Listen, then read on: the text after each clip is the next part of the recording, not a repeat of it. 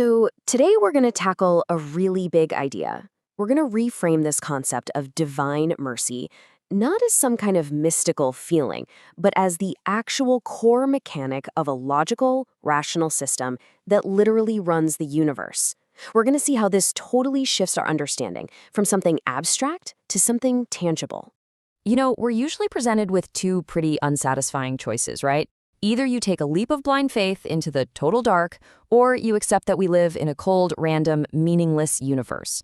Honestly, both of those can feel like a dead end. But what if that's a completely false choice? What if there's a third option? What if the creator isn't some far-off mystical being, but is actually the ultimate rational principle behind the laws of physics themselves? See, this gives us a bridge between belief and nihilism, and it's built on one single powerful idea: an intelligible, observable system. So let's break down how that system actually works. Okay, let's get into the mechanics of it. At the absolute heart of this system, you've got two foundational laws. Now, they're often translated as mercy, but we have to think way bigger than that. This is not about an emotion. This is about cosmic engineering. And this right here, this is the crucial pivot. The way we need to look at it is mercy isn't a feeling that God has. Mercy is the law. It's the fundamental rational principle that the entire operating system of the universe is built on. It's an objective reality, not just some private, warm and fuzzy feeling. So what's really fascinating is how this system is broken down into two distinct but totally interlocked laws. In Arabic, they're known as Ar-Rahman and Ar-Raheem. A simple way to think about it is this. Ar-Rahman is the law of universal provision. That's the unearned grace that keeps everything going. And then you have Ar-Raheem, which is the law of consequence. That's the earned results based on our actions. Let's dive a little deeper into each one. First up, Ar-Rahman.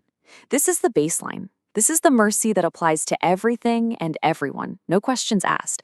It's why the sun rises for all of us, why we have an atmosphere to breathe, why water exists. It's the stable, physical laws of the universe.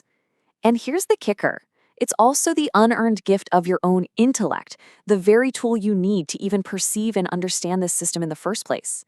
It's the perfectly maintained stage where we all get to play our part. And here's the other side of that coin, Ar-Raheem. You can think of this as mercy in the form of justice. It's the law of consequence. It's cause and effect. It guarantees that actions have reactions. So when communities work to uphold justice, they find stability. When you put in righteous effort, that effort is rewarded. It's never, ever wasted. This law is what guarantees fairness and accountability in the system. It's the earned outcome of our choices. Okay, I know these concepts can feel a little abstract. So to make this whole idea more tangible, let's ground it in a really powerful analogy: the cosmic symphony. I want you to imagine the entire universe as this grand, beautiful symphony. The creator? That's the composer, the one who wrote the music, the source of all the laws and all the harmony. And the score? That's the set of objective instructions, the laws of physics, of morality, of justice, and that makes us, humanity, the performers. Now, our job isn't to make up the music as we go. Our job is to study the score and play our part in tune with the rest of the orchestra.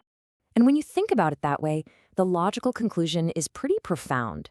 A concept like sin or error suddenly loses all its mystical baggage. It just becomes an act of disharmony. It's playing the wrong note. It's a failure to align with the objective reality of the score. It's not about breaking some arbitrary rule from an angry composer. It's about creating dissonance in a system that was designed for harmony.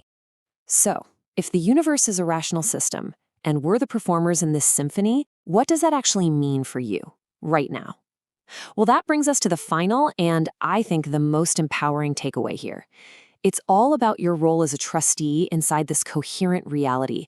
And this is the point that changes everything. Because if the universe really operates on a rational, observable system, if the sheet music is right there for us to read, then faith is no longer a blind leap into the dark.